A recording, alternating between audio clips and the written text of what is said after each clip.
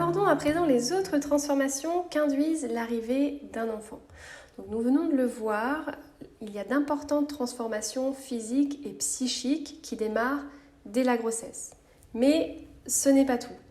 L'arrivée d'un enfant implique également des transformations conjugales, familiales, organisationnelles, sociales, professionnelles, etc.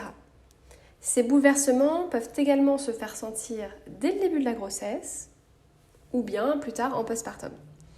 Lorsqu'on devient parent, nous adoptons un nouveau rôle, une nouvelle casquette. Nous passons de femme à mère, d'homme à père. Dans le couple, lorsqu'il s'agit notamment d'un premier enfant, alors nous nous connaissons en tant que partenaires, mais à la naissance de notre bébé, eh bien, nous nous découvrons nous-mêmes en tant que parents, mais nous découvrons aussi notre partenaire en tant que parent. Et l'histoire et l'éducation de chacun des deux parents peut alors évidemment refaire surface, et si ces éléments-là n'ont pas été discutés en amont au sein du couple, eh bien cela peut venir créer des tensions et cela peut venir déstabiliser le couple.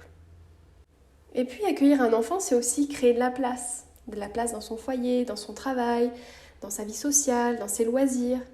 Et ce qu'on avait l'habitude de faire avant ne pourra peut-être plus être fait, du moins dans les premiers temps, ou peut-être plus exactement de la même manière.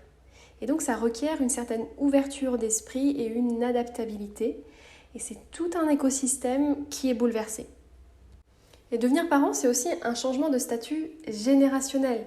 On passe de fille à maman, de parent à grand-parent, et puis cela peut demander un certain temps d'adaptation.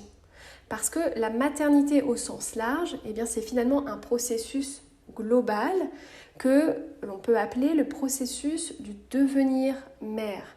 Et ce sont des transformations majeures sur le plan physique, physiologique, psychique, mais aussi familial, conjugal, organisationnel, social, professionnel, etc.